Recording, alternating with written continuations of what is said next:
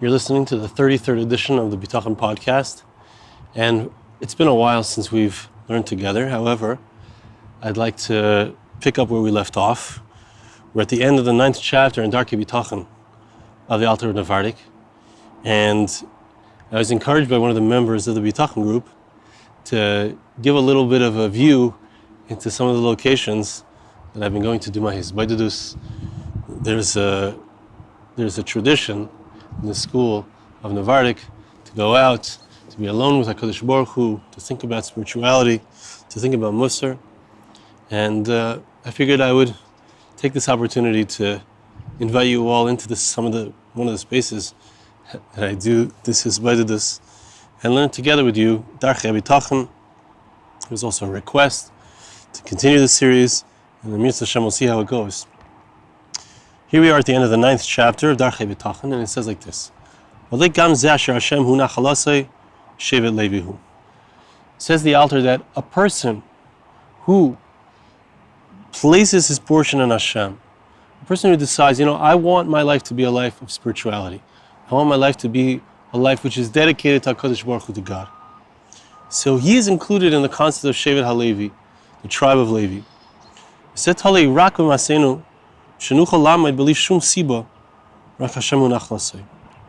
This depends on our actions. To the degree that we are willing and ready to interact with HaKadosh Baruch Hu, to place our trust in God, to recognize that we don't need to do that much, that God will do everything for us.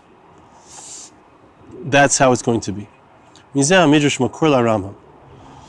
medrash that we were quoting in the previous Bitachon podcast, it's the makor, it's the source of what the Rambam says. The Rambam himself, Maimonides himself, says that somebody who has nadva rucha, he feels that awakening within his spirit to serve Hashem. He doesn't need any kind of efforts.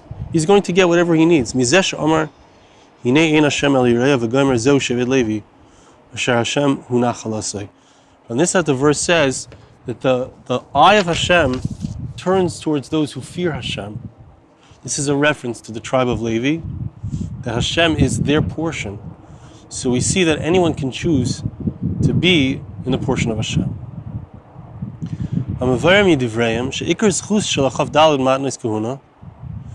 What we see from their words, of the Medrash, what we see from this concept is that the main schus, the main merit of the 24 matanos, the gifts that were given to the Kohanim, to the priests,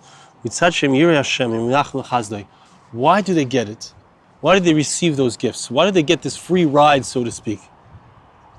Partly it's because they're serving Hashem, they're in the Beis HaMikdash, they're in the temple, and they are doing the avodah, the service on behalf of the Jewish people. But furthermore, says the Alter of Novardok, it's because they fear Hashem, and they are hoping for God's kindness. It doesn't just mean those who are literally serving Hashem in the Beis HaMikdash, but anybody who stands in front of God and it's their goal to serve Hashem and and they remove from themselves, this is the lashon of the Rambam, they remove from themselves the heavy weight of all of the cheshbonos, all of the calculations and reasons, I need to do this, I need to do that, etc. So then they receive these gifts, and it comes out according to this. That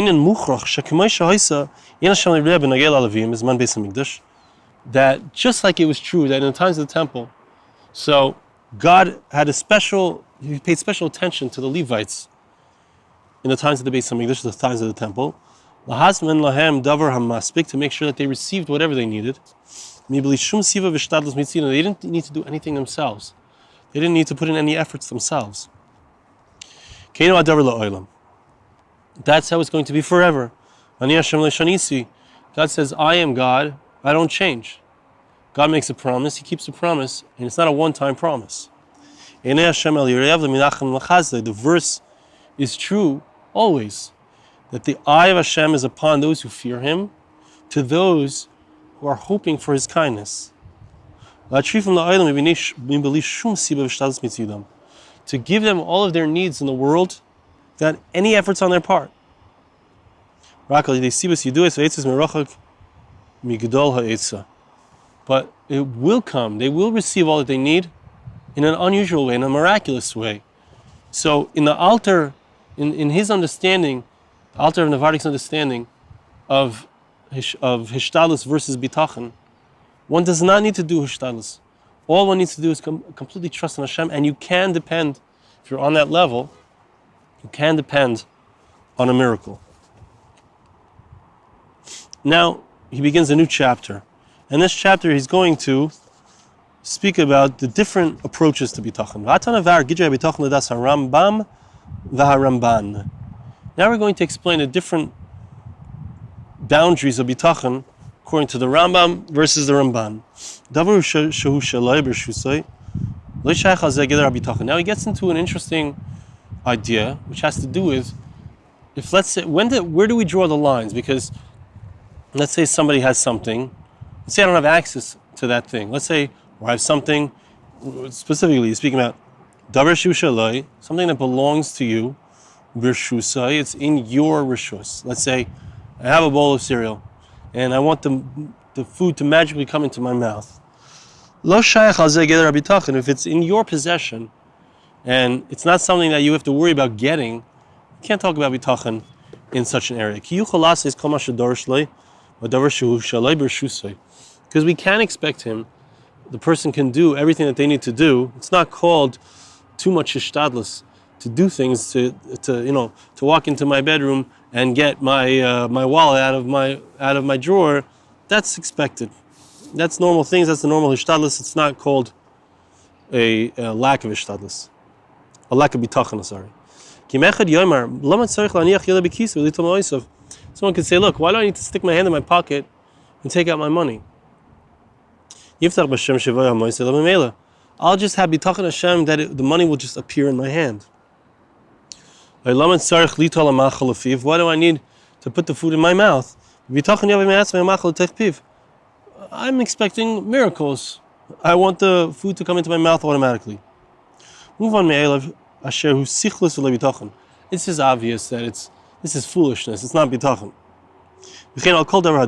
And anything that's similar to this is clearly doesn't come into the gedarim, into the boundaries of bitachon.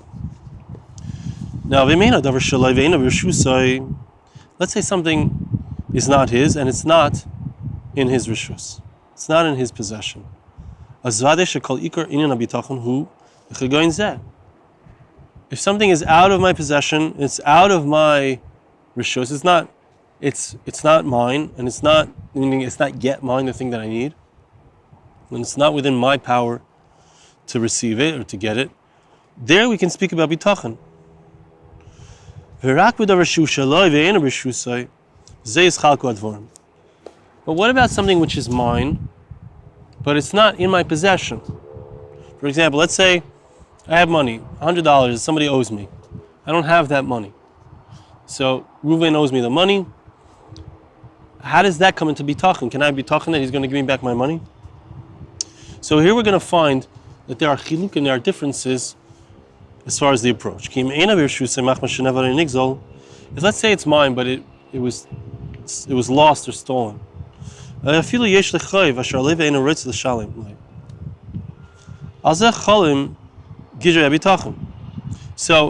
let's say a person has money that's lent out and is owed to him, the person doesn't want to pay back. So in such a case, you can speak about bitachon in this case. Actually, there's a story from Mordechai Diamond where he was speaking about the fact that there was a certain person that he was close with who was owed a lot of money, a tremendous amount of money, and together, and the person had said he was not going to pay back. And together they had bitachon, very strong bitachon, and for whatever reason the person ended up, even though he wasn't planning to pay back, the person did pay back the very large amount of money. So we can speak about bitachon in such an area. Because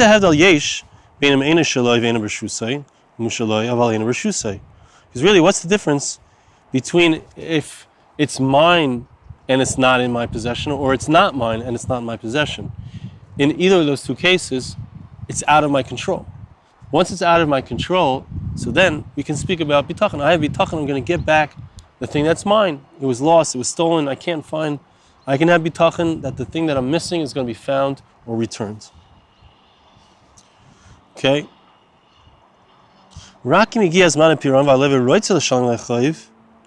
However, let's say it's come time for the person to pay back the money owed.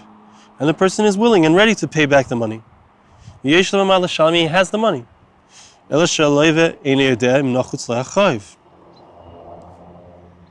But the person doesn't know, the person who borrowed the money doesn't know that the person who he borrowed from needs the money back.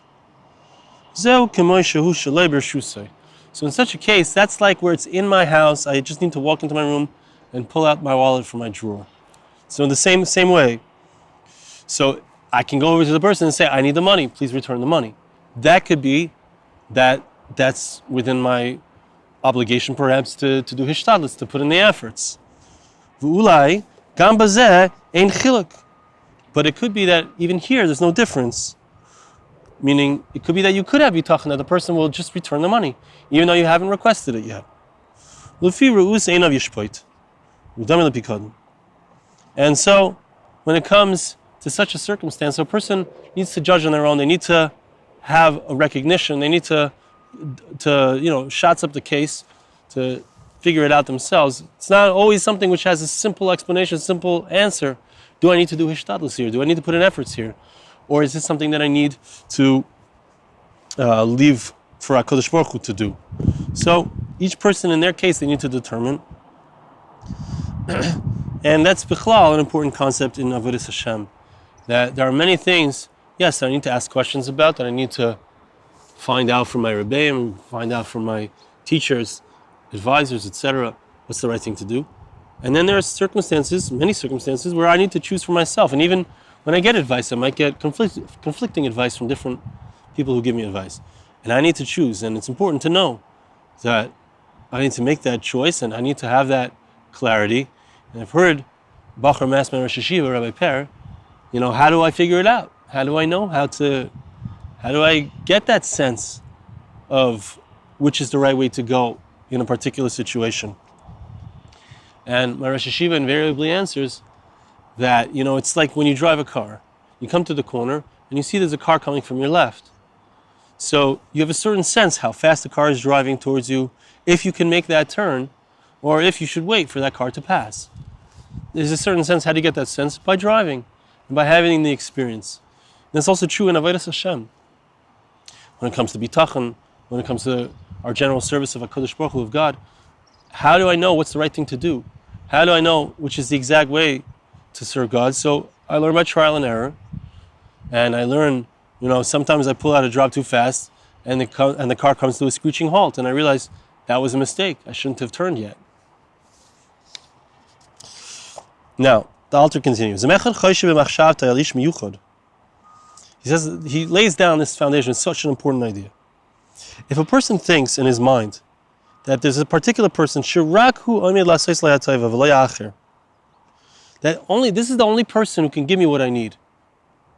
Person expects maybe a paycheck from his boss, or maybe whatever it is, a person who gives him tzedakah all the time, he expects that person is going to give him what he needs. So then, is that called a lack of bitachon if I think that that's the only one who's going to give it to me? So it depends on the circumstance. Kimu b'midbar. Let's say a person is in the wilderness. Let's say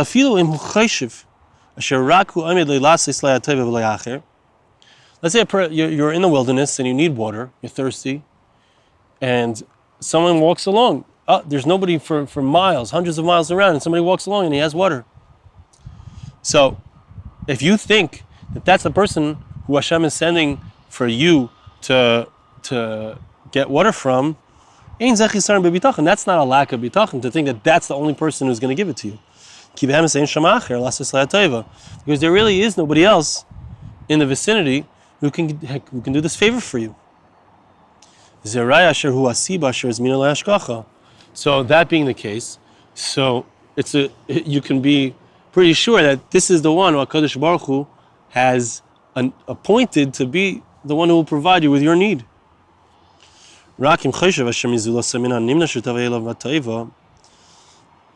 Zeu HaChisaron BeBitachon Ki Hayipolim Hashem Davar.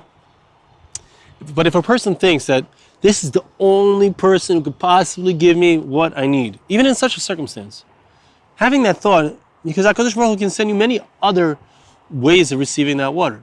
So just because there's nobody for hundreds of miles around, doesn't mean that that's what you think, but who says that's really true? Or it could be Hashem will perform a nace. Hayipolim Hashem Davar. Is anything beyond the ability of God? Let's say a person is in a populated area. If a person thinks that that person is probably going to do me a favor, so that's not a lack in one's bitachon.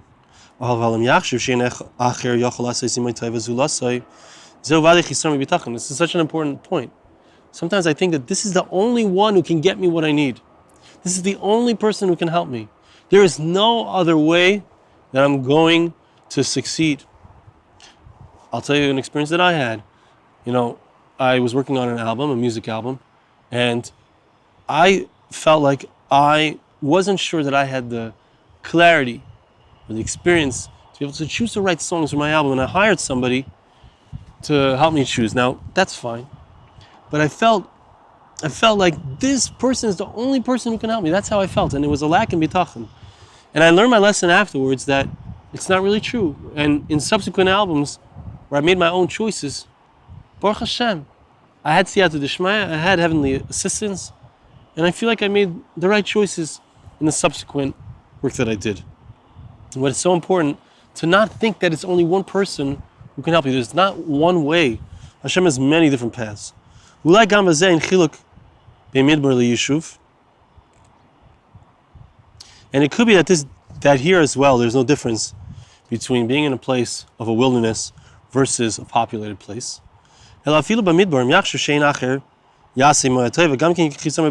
be that if you're in the wilderness and you think that no one else is going to do it, even though he's coming already, the guy's coming with his water and he's on his way to you, and there's nobody, as far as you know, for miles around. How do you know that no one else could do it?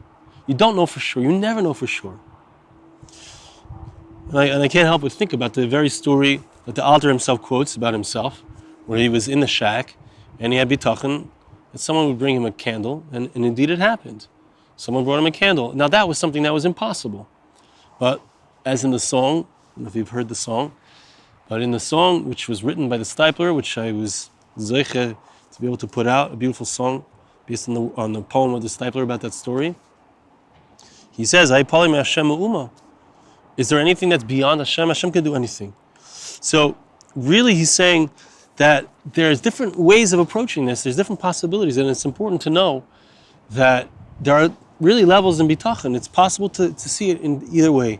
But we should always be striving for a deeper level of bitachon, where we know that Hashem can do it. We shouldn't be fooled by the face of the person who's bringing us something or seems to be bringing us something, that this is the only way that it could happen. And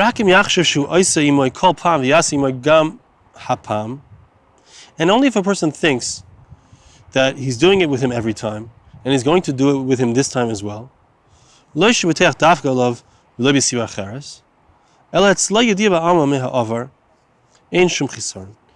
says another important point, which is that sometimes a person, you consistently get the money from your boss. So to think that you're going to be paid this next month, it's not a chisaron in bitachon. If you think that that's the only way I'll get the money, it's possible that he won't pay this month for whatever reason, and Hashem will send me the money from somebody else or somewhere else. Anything is possible. So that being the case, it's not a chisaron in bitachon if I think that this person is going to give me the money, as long as I keep in mind that there are other possibilities and other ways. And this is really reinforcing within ourselves the recognition that everything that we have is from Hashem, and that we need to place our trust in Him and never on human beings. All right, I just want to mention, we'll stop here. I just want to mention that we have a group which Baruch Hashem has been meeting every week, coming into almost 2 years, the Bitachon group, and We have consistently anywhere between 5 and 10 people. There's a men's group and there's a women's group, separate groups. And I invite you to join us, and we really have great conversations, discussions about Bitachon and how it applies to our lives. You can send an email to thebitachongroup@gmail.com or to my personal email, arigoldwag@gmail.com. Thank you so much for listening.